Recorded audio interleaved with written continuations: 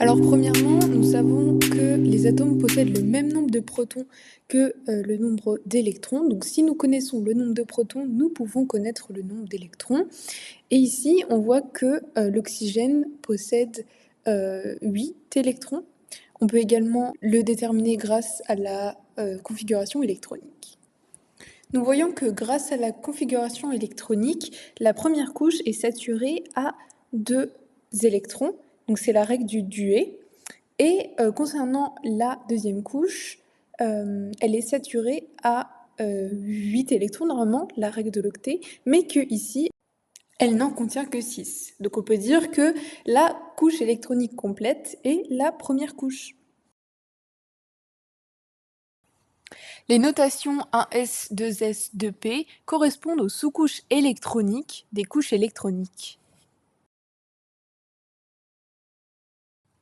Sur la première couche, nous retrouvons 2 électrons. Sur la deuxième couche, nous retrouvons 8 électrons. Et sur la troisième couche, nous retrouvons également 8 électrons.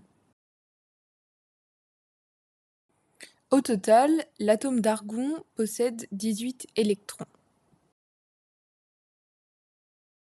Le premier atome est l'atome de carbone. Sa configuration électronique est 1s2, 2s2, 2p2 et il contient 4 électrons sur sa couche de valence.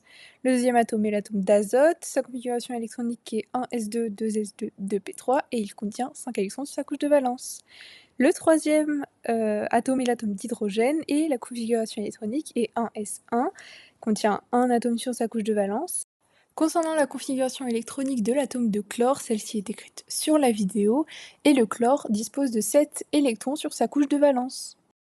Nous observons sur la photographie que le feu d'artifice est jaune, et donc à l'aide du tableau présent dans l'énoncé, nous pouvons admettre que c'est l'atome de sodium qui a été utilisé pour ce feu d'artifice. Le numéro atomique de l'atome de sodium est 11, donc on peut admettre que du coup le sodium dispose de 11 protons, et comme les atomes sont électriquement neutres, et donc nous pouvons admettre que l'atome de sodium possède 11 électrons. La configuration électronique du sodium est donc 1s2, 2s2, 2p6, 3s1. Donc nous voyons que le phosphore a 15 protons et donc 15 électrons.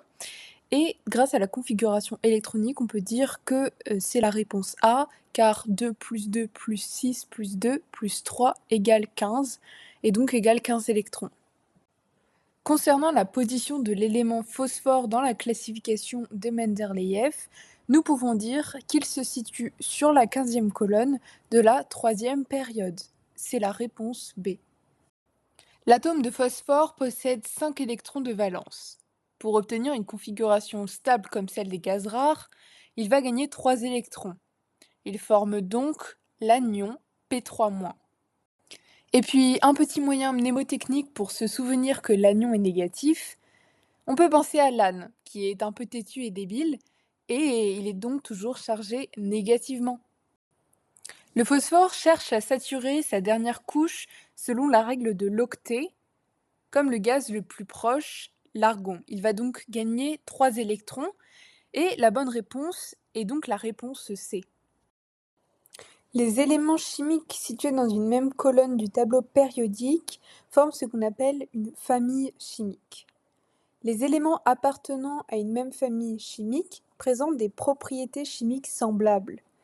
Ils réagissent de façon comparable et ont des comportements proches lors des réactions chimiques. Si l'on observe leur configuration électronique, on remarque que tous les éléments d'une même famille chimique possèdent le même nombre d'électrons sur leur couche externe, appelée aussi couche de valence.